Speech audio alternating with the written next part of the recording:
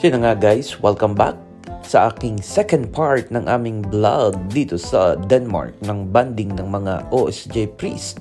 Hintay nga namin ng alas 7 ng gabi, siguro pakinig nyo pa kanina, yung mga ugong na mga palaka, mga kambing at kung ano-ano pang mga hayop.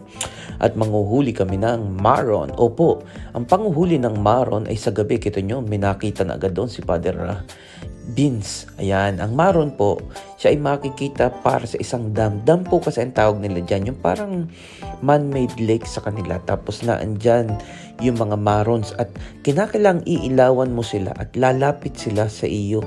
At yun na nga po, talaga namang ang dami naming nakikita.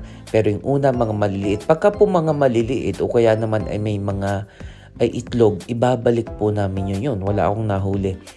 Pero ang nakakatuwa po dito, ang lalaki talaga ng nahuli namin.